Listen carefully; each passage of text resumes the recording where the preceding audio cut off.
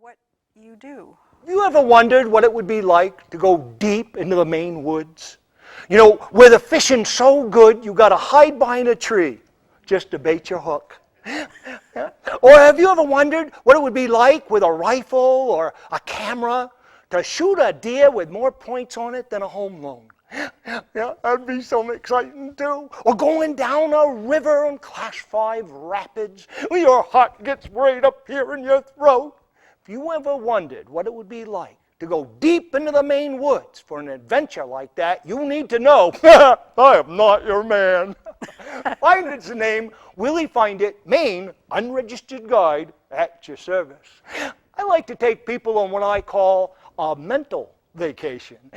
Yeah, I'll take you deep into the mythic county forests for safaris of dust bunnies. Yeah. Or maybe over to Tongue-in-Cheek Island, we could go for a unicorn roundup. Yeah. But today, I've come here for a purpose. Today, we're going to talk about bird conservation. Yeah. And to start it off, I have to do what I always do. Whenever there's a show like this, you know, I don't know if you've ever been to a show when someone's gotten injured. You know, Maureen, they usually call out something. They say, is there a doctor in the house? Right? You've always heard that. Well, this is a quack call. I get them out of the way early on, you see. So we know. So I'm taking care of your safety, you know, your personal safety. Don't seem to be any quacks, so we can go on with the show. Yeah. Well, you probably, as far as birds, you probably have heard this bird before.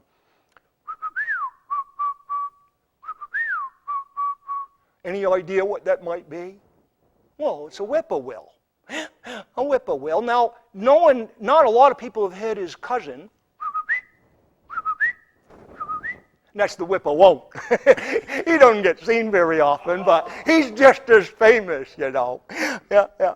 Well, and you know, have you ever noticed this time of year, as this is being taped, it's in the fall, you know, and it's starting to get cold. The days get a little colder and chilly at night, and the animals are moving around a lot. And when this happens, a lot of times there's roadkill. You ever notice that? There you see raccoons, and you see all kinds of birds and animals on the highway. Well, sir, one that you won't see is a crow. Yeah. You see, crows are social creatures. A lot of people don't realize that when you see stuff out on the highway, including crows, and you think that, well, how come you never see a crow dead? You know, you see them out there, but you never see them dead. It's because up there on the high line, on the telephone poles, you see all their friends going, caw, caw. They get out of the way, you see. Yeah. Well, you know, in Mythic County, there's something that we like to do that actually in New England, all over New England, in camps and colleges, they like to do too. They like to hunt for something called snipe. You ever heard of them? Yeah. It's just a little creature, you know. Years ago, you used to be able to eat them. You can't anymore because they're almost extinct. People say they tasted a little like chicken or shrimp combination, you know, but wicked tasty good. Well, what you would do is you'd go out into the woods late at night with a bag, burlap bag preferably, but a pillowcase will do, and a flashlight. You know, one of those 16 battery mag lights, you know, real powerful lights, and you put it behind the bag. Now, as you're putting it behind the bag, that light shines through there, and them snipe, they make a sound, whoosh whoop, whoosh whoop. You hear them in the distance. Well, they see that light, and just like a moth to a flame, they come right into the bag. Yeah. Now, to help you, you get your friends that have been, anybody here ever been snipe hunting before beside me? I know Bill's been snipe hunting. You ever gone? Well, usually you get family members that have been, and they take you out, and while you're out in the woods holding the bag, they go into the forest, you see, with pots and pans, and they try to drive the snipe to you. Sometimes the sound gets silent. You wonder where they've been. Maybe they've gone off to dinner or a movie, who knows. But you're out there holding the bag right to the very end, yeah? And then as it gets closer and closer, you can feel the anticipation, and once it's in the bag, you catch it, and well, because they're almost extinct, you release it. Yeah, some fun. Sometimes you catch the same snipe over and over because they're not too bright, all the inbred. About as bright as the people catching them, I guess. Yeah. Well, you know, the problem with the snipe not being so intelligent, you know, on the shallow end of the gene pool, you know, in the winter, sometimes they don't make it south. And this happened a couple years ago. Now, last year was a mild winter here in Maine, especially in Pinocchio Harbor. But 2 winters ago, do you remember that winter? Oh my God, it came on fast and furious in October, right before Halloween. Oh, the snow was high and deep. It caught everybody off guard, including them snipe. Them poor little buggers were trying to go south with one wing up, and they weren't even off the ground, and they froze solid. Well, so they were all caught in the snow, just frozen. Well, come January, there's this wonderful freak of nature in the state of Maine. They call it the January thaw. Yes, sir, the January thaw. You have one down here too? Yeah, we have one up there in Pinocchio Harbor. Well, I belong to a very community-minded organization called the Pinocchio Harbor Organization of Firefighters. Yeah, or FOOF for short. Yeah. Now, we all get together, you know, we do bean suppers and we do fundraisers for people. And we also like to help out Mother Nature. So during the January thaw, I was out for a walk. And I saw one of them poor snipe. He'd thawed out on one side from the sun, and he was trying to fly off, but he couldn't, you see, because the other side was insulated from the snow. He was still frozen to the ground. So I called up all my buddies there in FOOF, in the Pinocchio Harbor Organization of Firefighters, and we all got out because we're a community-minded group. You know, we like to stand up for those that are downtrodden or frozen in the snow. And we went out and we picked them up and gently turned them over. And the sun was able to thaw out the other side. And soon, them birds were able to fly off, and they went to Florida, you know, like the Mainers with white hair, those Q-tips that go every winter, you know. And, it was such a good feeling to help these birds out. As such a good feeling, I decided to get out and make a public announcement to everybody that once in a while, you got to get together with a community group. You know, with people in your community that have something to say. You got to get out, stand up, and flip a bird.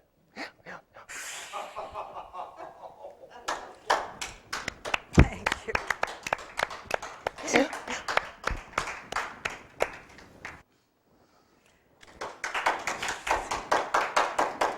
You also have a unique method of forecasting the weather? Well, you know, I don't know if I brought it with me, but I'm going to check. I heard this from someone. You did? Yeah. Yeah, well, you know, let me see, because I usually try to... that's ears, by the way. That's our mascot moose, which we'll talk about later. I have some here. Oh, there it is right there. I got it. Thank you.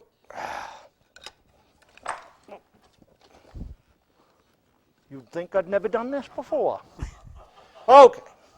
So this, for those of you uninitiated, is a weather knot. Now, a lot of times when you go out in the woods, you try to have, for safety, you always try to have your phone, which, by the way, I'm glad everybody turned theirs off. Mine's off, too. But you have a phone to find out, you know, for emergencies or to call for a pizza when you get hungry. They do deliver in most parts of Maine, you know. But sometimes you can't find out the weather, and you want to know what the weather is. So you take your weather knot, and you go out in the middle of a field, and you just hold that weather knot out. Now, if it gets real tight and hot to the touch, it's going to be a real nice dry day, dear. Yeah. And sometimes it'll look like it's crying, be all swollen and wet to the touch. Chances are you might have some participation. No, not participation. Rain. Yes, it might be raining. Yeah. You can even squeeze it to make sure, you know, it'll drip out. Yeah. Now, other times, you might even see on your knot a white powder.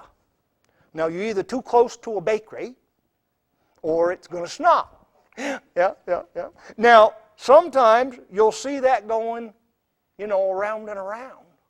And when you see that, chances are it's a microburst, tornado, or hurricane. You want to get under cover. Because you see, that's weather, whether you like it or not. Oh. I do feel educated. You knew you'd learn something today, didn't you, Joe? I never fail to learn from you. Now, you two know each other? Well, we do, and I was just going to mention, we are above and beyond, you'll see later in the credits, we're both members of the Maine Organization of Storytelling Enthusiasts, Right. Moose. The second Wednesday of every month, Moose has a meeting where we get together and have an open mic and a feature. Well, actually, there are a lot of storytelling organizations in the I country. found out recently. Not yeah. just Moose, and that's, Willey was completely serious talking about Moose, I want to point out. I'm always serious, dear. I know, but with relative layers of, never mind, fact. Anyway, Moose is our general Maine organization. There are some other organizations in Maine. There's an organization in New England called the League for the Advancement of New England Storytelling, or LANES. And all of these are affiliates of the National Storytelling Network, which reaches out across the country and even has international members, and works for the advancement of the art of storytelling. Members can be storytellers or people who just like stories. They get a magazine 5 times a year. There's an annual conference in July this year in Richmond, Virginia.